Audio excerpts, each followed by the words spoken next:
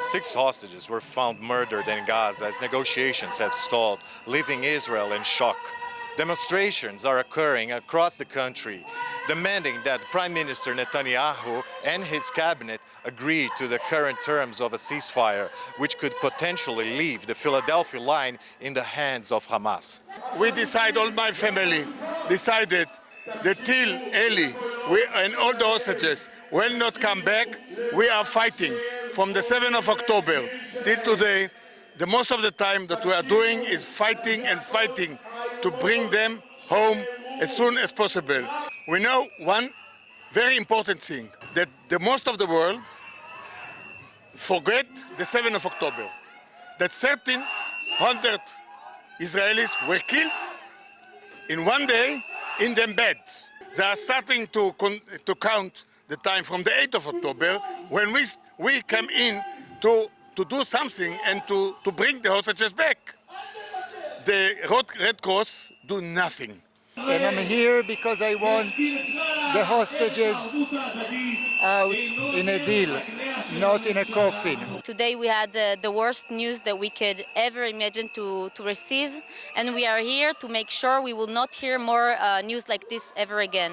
Unfortunately, it's very clear to us, to all of the Israeli citizens, that our government, the people who were supposed to represent us, no longer represent the people need, the people wishes, and they don't care about their people anymore. Right now, the first thing we need to do is to bring back our people from this hell that they are in. They are being tortured for more than 11 months already.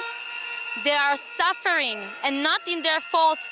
Most of them are not soldiers. Most of them are innocent citizens who were taken from their houses, who were taken from a music festival for peace, and they were brought into a hell, and they're being tortured since then. So our first goal is, first of all, to bring them back, and later to deal with the consequences like we can do in any other time. Gaza is not going anywhere, but our hostages have a timeline, and we need to be on that timeline and bring them back as soon as possible. It's also only the survival of Netanyahu, which needs to go to hell much before. We don't believe in him. We don't want him. He's holding like that. Doesn't want to live. The government is interested in abandoning the hostages for political reasons. Just Netanyahu only fears that he will lose his seat as a prime minister. He doesn't care about us, the people, because he has been offered a deal that he himself offered to the Hamas, and when confronted with his own deal, he backed off. The citizens of the Jewish state are feeling helpless.